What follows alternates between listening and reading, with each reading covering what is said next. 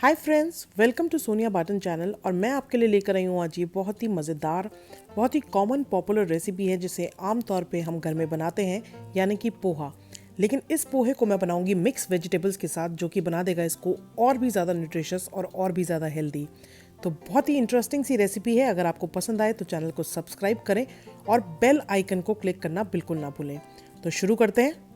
तो सबसे पहले मैंने इसके लिए 2 टेबलस्पून तेल को कर लिया है गरम, जिसमें डाले हैं मुट्ठी भर पीनट्स यानी कि मूंगफली, जिसको मैं रोस्ट कर रही हूँ ताकि कच्चापन मूंगफली का चला जाए और हल्का सा क्रंच आ जाता है जो मूंगफली में भूनने के बाद, वो बहुत ही बढ़िया लगता है पोहे में।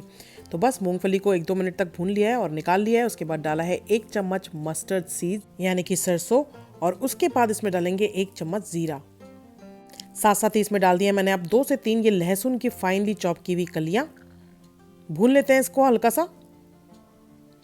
और उसके बाद इसमें डाल रही हूँ मैं ये 6 से 7 करी पत्ता लिए हैं मैंने। वो करी पत्ता, लहसुन, इन सब चीज़ों से बहुत ही अच्छी खुशबू तो आती है, साथ साथ फ्लेवर भी बहुत बढ़िया हो जाता है पोहे का। अब मैंने इसमें डाला है एक छोटा आलू लिया था, जिसको अच्छे से धोकर काट लिया है मैंने पील करके। और आलू का शेप साइज़ जो है वो थोड़ा छोटा रखा जाता है पोहे में, लेकिन आप अपनी मर्ज़ी के हिसाब से इसको काट सकते हैं। तो आलू जो कटा हुआ है वो भी मैंने अच्छे तरीके से भून लिया है, जो हमारे लहसुन है और ज़ीरा है और सरसों है उसके साथ। तो बढ़िया सी खुशबू आ रही है, साथ साथ आलू में थोड़ा सा क्रंच भी आ जाएगा इस तरीके से जब हम आलू को पहले पका लेंगे। तो मैंने 2-3 मिनट मीडियम फ्लेम पे आलू को पका लिया। उसके बाद डाल रही हूँ मैं इसमें ये 1 से 2 हरी मिर्चें मैंने चॉप कर रखी हैं वो। साथ साथ अब डालेंगे इसमें अलग अलग तरीके वेजिटेबल्स।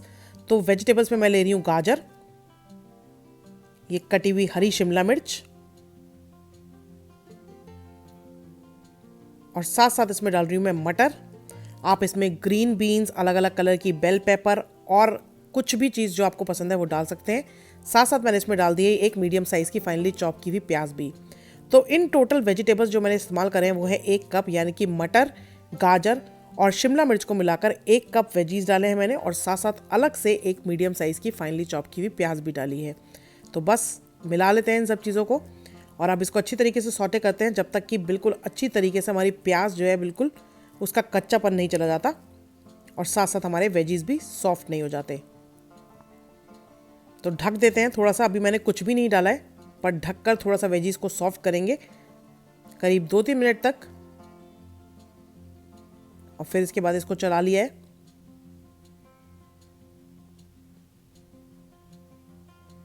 तो देख सकते हैं आप, सूखी सूखी खिली खिली सब्जी बड़ी अच्छी लग रही है। फिर से ढक्कन ढक दिया है मैंने और अच्छी तरीके से वेजिटेबल्स को सॉफ्ट कर लिया। थोड़ी सी इसमें अभी भी कसर है क्योंकि मैंने इसमें अब डाल दिया है टमाटर। तो टमाटर के पानी में ये जो वेजिटेबल्स हैं ये और भी अच्छी तरीके से बिल्कुल पक जाएंगे। तो ये एक मीडियम साइज़ का बिल्कुल फाइनली चॉप किया हुआ टमाटर भी इसमें चला गया और मिला लेते हैं।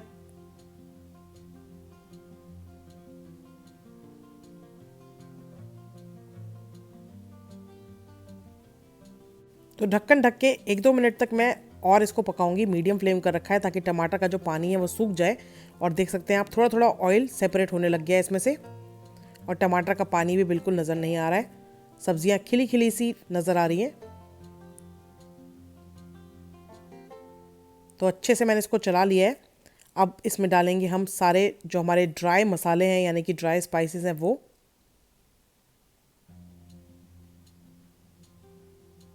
तो सबसे पहले नमक डाल देते हैं।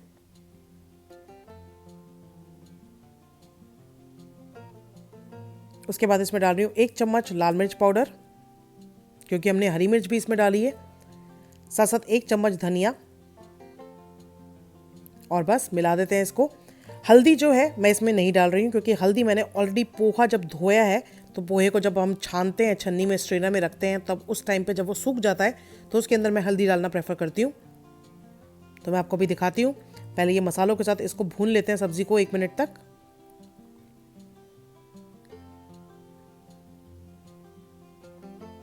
तो पोहा मैंने यहाँ पर लिया है 1.5 कप, और उसको मैंने धो लिया था और इस तरीके से एक छन्नी में रख लिया था उसको। और छन्नी में जैसे ही हम पोहा रखेंगे तो 1-2 मिनट बाद आप देखेंगे कि बिल्कुल पानी उसका सूख गया है। पोहा सिर्फ आपको धोना है, भिगोना नहीं है। सिर्फ नल के नीचे अच्छी तरीके से धोएं और छन्नी में रख दें, और जैसे ही 1-2 मिनट हो जाए रखे हुए छन्नी में, तो उसके अंदर आप डाल दें 1 चम्मच हल्दी और उसको मिला दें।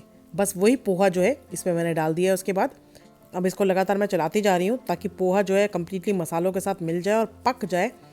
और थोड़ी देर में आप देखेंगे कि बिल्कुल अच्छी तरीके से हमारा पोहा बिल्कुल सॉफ्ट हो गया है। तो अगर आप पोहे को भिगो देंगे या ज़्यादा पानी डाल देंगे पोहे में तो पोहा बिल्कुल सॉगी हो जाएगा। तो इस बात का ध्यान रखें, सिर्फ धोना है आपको पोहे को, बिल्कुल एक्स्ट्रा पानी का इस्तेमाल नहीं करना है। तो 1-2 मिनट मैंने पोहे को अच्छी तरीके से मिक्स कर लिया था। अब इसके अंदर डाल दिया जो मूंगफली हमने रोस्ट करी थी वो, और साथ साथ कटा हुआ बारीक धनिया भी, और अच्छे से मिला देते हैं इसको। तो वेजिटेबल्स भी बिल्कुल अच्छी तरीके से हमारे पक चुके हैं, और साथ साथ पोहा भी हमारा कम्प्लीटली सॉफ्ट हो गया है। बहुत जल्दी पक जाता है पोहा, इसलिए बिल्कुल आखिरी में डाला जाता है।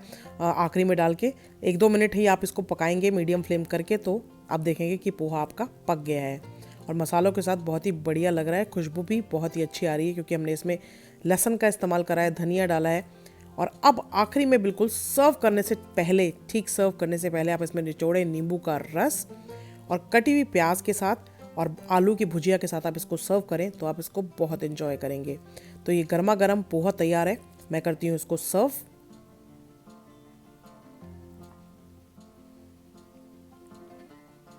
तो है ना पोहा एकदम खिला खिला, कितना बढ़िया लग रहा है।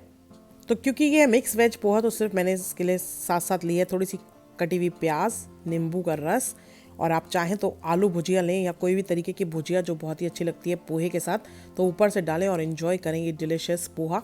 और अगर आपको जलेबी का साथ मिल जाता है तो पोहे की बात ही क्या है। तो बस देर किस बात की, ट्राई कीजिए ये रेसिपी, चाहे इसे ब्रेकफास्ट में बनाइए, चाहे चाय के साथ एज अ स्नैक खाइए, आप बहुत एंजॉय करने वाले हैं इसको। अगर आपको रेसिपी पसंद आए तो लाइक ज़रूर से दीजिएगा, मेरे चैनल को सब्सक्राइब करना बिल्कुल मत भूलिएगा। Have a lovely time with your family, friends and loved ones. God bless, bye bye and take care.